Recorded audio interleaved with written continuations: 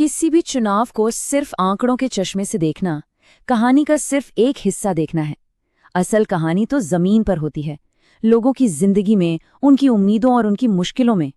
आज हम जोधपुर के एक चुनाव का विश्लेषण कर रहे हैं, ये समझने के लिए कि कैसे जमीन के मुद्दे, एक सोची समझी रणनीति और संगठन की ताकत मिलकर नतीजों की शक्ल तय करते हैं। यहां से जो सबक निकलेंगे वो सिर्फ जोधपुर के लिए नहीं, बल्कि हर उस जगह के लिए हैं जहां लोकतंत्र की धड़कन लोगों के दिलों में बसती है। तो चलिए इस सियासी कहानी की एक एक परत को खोलते हैं। ये है जोधपुर, राजस्थान, सूरज की धरती। लेकिन इस शहर की सियासत की तकदीर एक बहुत ही बुनियादी चीज लिखती है, पानी। यहाँ पानी सिर्फ प्यास बुझाने की चीज नहीं है, ये एक सियासी वादा है, ये एक हथियार है और कई बार अफसोस एक टूटा हुआ वादा भी। यहाँ की राजनीति की धारा पानी की हर बूंद के साथ अपना रुख बदलती है। और हमारी इस पूरी पड़ताल का यही मूल सिद्धांत है। किसी भी चुनाव को ठीक से समझने के लिए पहले उस मिट्टी को समझना पड़ता है और उन लोगों को जो उस पर अपनी जिंदगी गुजारते हैं। उनकी रोज की मुश्किलें क्या हैं, उनकी चिंताएं क्या हैं, उनकी उम्मीदें किससे हैं। यही सब तो आखिर में जाकर वोटिंग मशीन पर एक बटन बनकर दबता है। और यहीं से हमारा सबसे बड़ा सवाल खड़ा होता है, आखिर ऐसा क्या हुआ कि सिर्फ 5 साल के अंदर लगभग 5,800 वोटों की एक ठोस जीत 13,500 वोटों की एक बड़ी हार में बदल गई। इसका जवाब किसी एक चेहरे या किसी एक नेता में नहीं है। नहीं, जवाब छिपा है सिस्टम में, व्यवस्था में और हाँ, पानी में। आइए इस पूरे पहेली को एक एक करके सुलझाते हैं। तो सबसे पहले बात करते हैं जमीनी हकीकत की, जोधपुर की प्यास की। वो कौन सी असली परेशानियां हैं जिन्हें एक वोटर रोज महसूस करता है और जो उसके फैसले पर सबसे ज्यादा असर डालती हैं। वोटरों की सबसे बड़ी शिकायतें बिल्कुल साफ हैं। लिस्ट में सबसे ऊपर ग्रामीण इलाकों में पानी की भारी किल्लत। ये कोई आज की समस्या नहीं, ये सालों से चली आ रही है। इसके बाद नंबर आता है स्थानीय नौकरियों की कमी और पढ़े लिखे युवाओं की बेरोजगारी का। फिर है कमर तोड़ महंगाई, खराब सड़कें और बार बार जाती हुई बिजली। और इन सब के साथ कानून व्यवस्था को लेकर भी एक चिंता बनी हुई है। देखिए, हर नागरिक का सम्मान और गरिमापूर्ण जीवन का अधिकार इन बुनियादी जरूरतों से ही जुड़ा है। जब ये जरूरतें पूरी नहीं होती तो संवाद मुश्किल हो जाता है। और इस स्लाइड पर जो लिखा है वो इन सारी शिकायतों का निचोड़ है। पानी दो, वोट लो। ये सिर्फ एक नारा नहीं है, ये एक अल्टीमेटम है। ये जनता की तरफ से एक सीधी और साफ पेशकश है। ये बताती है कि जब बुनियादी जरूरतें ही दांव पर लगी हों तो बाकी सारे सियासी समीकरण, बाकी सारे वादे धरे के धरे रह जाते हैं। अब देखते हैं कि इन जमीनी शिकायतों की गूंज सियासी आंकड़ों में कैसे सुनाई देती है। चलिए अब सीधे उन नंबरों पर चलते हैं जो इस हार जीत की कहानी का सच बयान करते हैं। साल 2018 में तस्वीर ये थी। जीत का अंतर था 5,849 वोट। मतलब मुकाबला कड़ा था, लेकिन जीत साफ थी। उस वक्त ऐसा लग रहा था कि सत्ताधारी दल ने वोटरों का भरोसा जीत लिया है, एक वर्केबल मैंडेट हासिल किया है। और फिर ठीक 5 साल बाद 2023 में पासा पूरी तरह पलट गया। जो कल जीत थी वो आज 13,525 वोटों की हार में बदल चुकी थी। ये कोई छोटा मोटा बदलाव नहीं था, ये एक जबरदस्त राजनीतिक भूकंप था, लगभग 20,000 वोटों का स्विंग। सवाल यही है कि इतना बड़ा उलटफेर हुआ तो हुआ कैसे। ये बार चार्ट कहानी को और भी ज्यादा साफ कर देता है।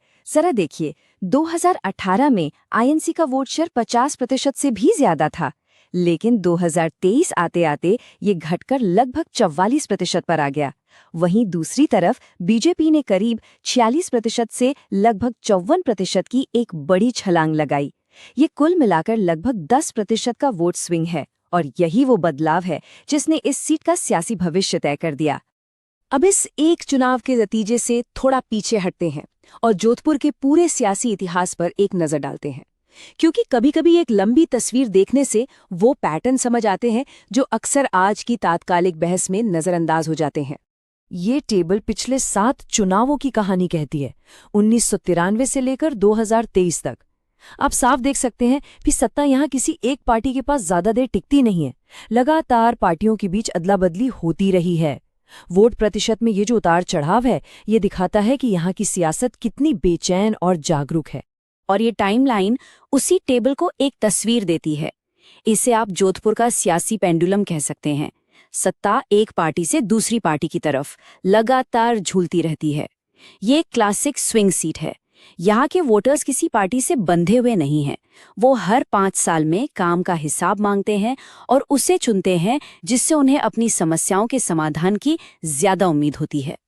तो 2023 की इस हार की असली वजह क्या थी? अब हम इसका एक सिस्टमैटिक विश्लेषण करेंगे, एक तरह से एक सियासी पोस्टमार्टम। यहाँ मकसद किसी एक व्यक्ति पर उंगली उठाना नहीं है, बल्कि पूरे सिस्टम की उन कमियों को समझना है जिनकी वजह से ये नतीजा सामने आया। तो यहाँ पर हम देख सकते हैं कि 2 ताकतों का टकराव था। एक तरफ थे अवसर, जैसे कि एक करिश्माई स्थानीय चेहरा, नए वोटरों को जोड़ने के लिए गठबंधन की संभावना और पानी जैसे बड़े मुद्दे को भुनाने का मौका। और दूसरी तरफ थी चुनौतियां, जैसे हाल की एक बड़ी हार का मनोवैज्ञानिक दबाव, जमीन पर संगठन का कमजोर होना, जातीय समीकरणों का खेल और सामने वाली पार्टी का मजबूत राष्ट्रीय प्रभाव।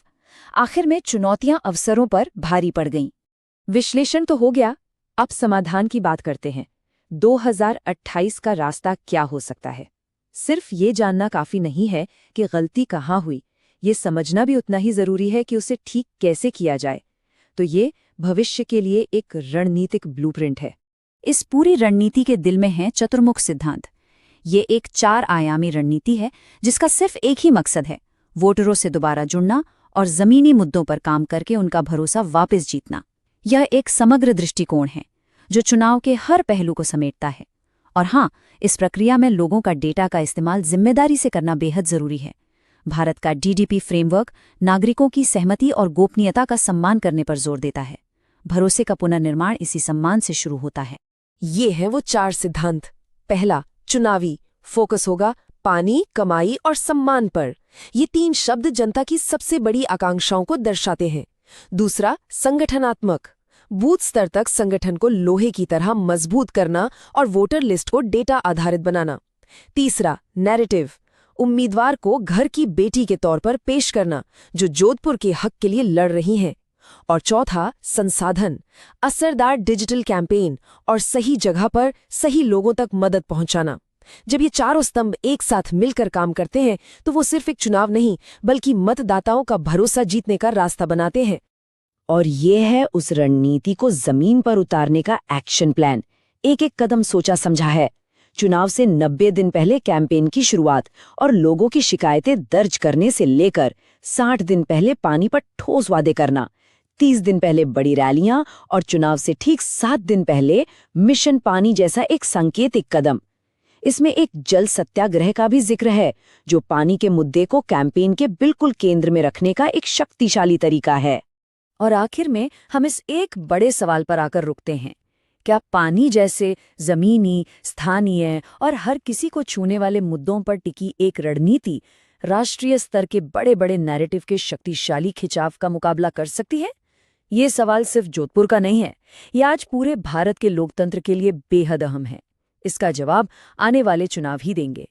If you want to become a people-centric leader and uplift your constituency, get in touch with blueprintstrategies.ai at mgr@blueprintstrategies.ai or call 080-4204-1602. Purpose Beyond Politics.